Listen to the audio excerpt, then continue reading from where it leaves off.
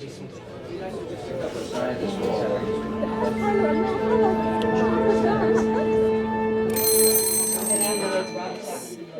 faces and voices are unique, distinctive features of every person.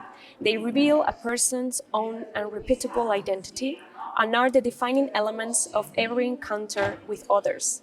We're here at Voices, the European Festival of Journalism and Media Freedom. My name is Maria Hernandez, and this is the third episode of Connecting Voices, a brand new series of short conversations recorded during the festival. What I was reading was part of the message of Pope Leo XIV for the World Day of Social Communications, and today I'm sitting with Sister Nina Krapić, newly appointed as Deputy Director of the Holy See Press Office. With a background in law and journalism, Nina is also a PhD researcher in social communication, and we have 10 minutes to talk, so I'll activate the time. How are you, Sister Nina? Thank you, Maria, and to all your listeners. I cordially greet everyone. I'm doing fine. I'm doing well. I'm really happy that I'm at Voices. This is my second Voices, the first one where I'm speaking, but I absolutely love this festival. So you went to Zagreb? No, I was in Florence. I missed Zagreb, unfortunately, but I'm really happy to be here because it's a place where I always get to meet wonderful people and learn a lot of new things. Good. Then hope to see you in the fourth edition as well. I wanted to ask you, does Vatican News communicate only to Catholics or to the entire world? And if so, how do you craft a message to reach these different audiences? So yeah, Vatican News absolutely communicates to everyone. We have our website that you can visit. We have social media accounts that probably some of your listeners are already following. We talk about the Pope, about the Vatican, about the Church, and about the world. So there you can find the news from all around the world.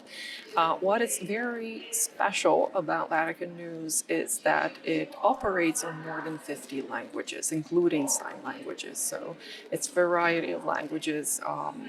As I said in my lecture, you can find everything from Croatian, Polish, to different and beautiful African languages, Swahili, you can find in languages spoken in India. So there's a variety of languages where you can read our message and you can follow the news there. So definitely, yeah, Vatican News speaks to the entire world. That's a lot. And on January, Pope Leo insisted that the challenges for communication was not technological but anthropological, and he insisted to safeguard faces and voices to ultimately safeguard ourselves. Why is this insistence in preserving voices? As he opens his message, which everyone who wants to read it can find it in Vatican VA, and it's also translated in many languages, so you can read the integral message there. He's talking about human voices and faces, and he starts saying that ancient Greeks had, for a person, they used the word face, and then in Latin, it also comes from suonare, our voices, which is, as you said, at the beginning, unrepeatable identity and their reflection of God's love. So he speaks about preserving these parts, these elements of our identity, because the digital technology threatens to radically alter our fundamental pillars of human civilization, which are so many times taken for granted. So by simulating our voices and faces, but also in wisdom and knowledge and consciousness and empathy and friendships, these systems, known as artificial intelligence, not only interfere with our information ecosystems, but also encroach upon our deepest level of communication. And that is the one of forming human relationships. And you'll see how many times he mentioned encounters and the importance of human relationships. So it's not just technological challenge that we have, it's anthropological challenge that we have. So safeguarding faces and voices means ultimately safeguarding ourselves. And what is the church doing to make this online environment more personal and healthier? Is there something specific? Yeah, sure. We already have the document which we made in the Dicastery for Communication in 2023. It's called Towards Full Presence. It's also available in Vatican VA, and there's a website which is fully dedicated to the document. It's called Fully Present Website. It's a document where we reflect, it's a pastoral reflection actually, that we made together with young professionals, with journalists, with religious. We discussed about online environments, about social media. What should our presence there be like? And we did not want to make a set of guidelines or some kind of rules. We wanted to make a reflection about how can we make these places more human. And on the end, you'll also, if you read the document, you will understand that it leads us to the embodied encounter. So these platforms need to serve for embodied encounter at the end, because that is something that is indispensable for us, real encounters and real relationships. So document talks about different pitfalls and different challenges that we have in social media environment, and it comes alive when you sit together, when you read it, and discuss about the questions which are there listed in the document. That's why I really love this document, because we keep on getting beautiful feedbacks from different communities who talk about these questions, who talk about what is our style there, how do we reach marginalized communities there in the online environment, how do we not become part of these filter bubbles where everything is made in our likeness, where the world looks like we have created it. So it's beautiful because I think it binds people together, and it gives us the answers that come with communal discernment. You're not here to do it on your own to answer these big questions today. In relation to the margins and marginalized communities you were talking before, in your panel, something that caught my attention was that when you collaborate first with them and co-create the messages with these people and present faces and voices, that has a powerful, it's very powerful to then mobilize people around the world. Can you share some particular example? Sure.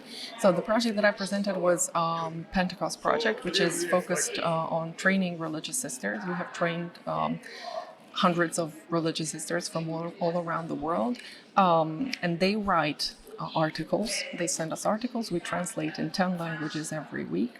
And we have trained them last year, actually, 100 sisters in participatory journalism, meaning how do they give the stage to the marginalized people they work with? How can these people tell these stories in their own words with the help of sisters who are communicators? So we have reached to the most unbelievable places, to the greatest stories.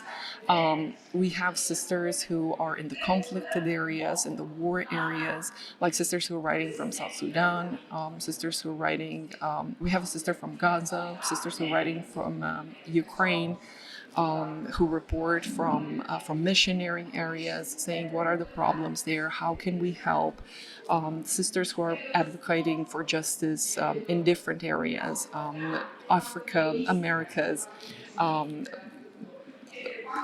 would not want to just say one example because there's so many. So you can read everything in the Vatican News if you type in Sisters Project, which is our hashtag there.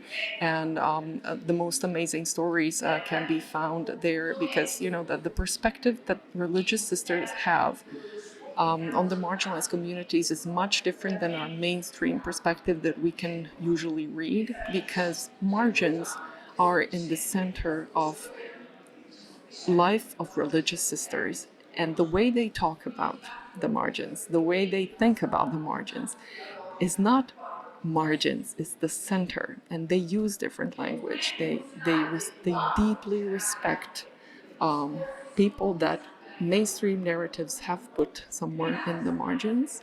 So with their storytelling, I think systematic change is very possible, and we can give the stage of the Vatican News for these stories from the marginalized communities. We don't have much time left, but if I may ask one last question, how are you training them? Because probably the sisters don't have a background in communication, so how are you doing that? You would be surprised. Many sisters have background in communications. Okay. Some PhDs, some masters, some bachelors. Many sisters are in charge of communications of their congregations. So we train them online.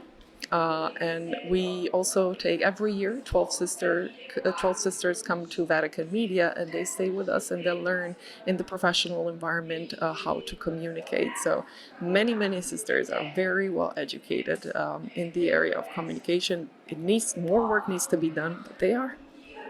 Okay, that brings us more or less to the end of our 10 minutes. Thank you, Sister Nina, for sharing your thoughts with us. It was very interesting to chat with you and learn more about this message of the Holy See and to these projects of communication that you have. Thank you so much, Maria, and thanks once again to all organizers of this great festival. Thank you. This was Connecting Voices, recorded at Voices in Florence 2026. Thank you for listening.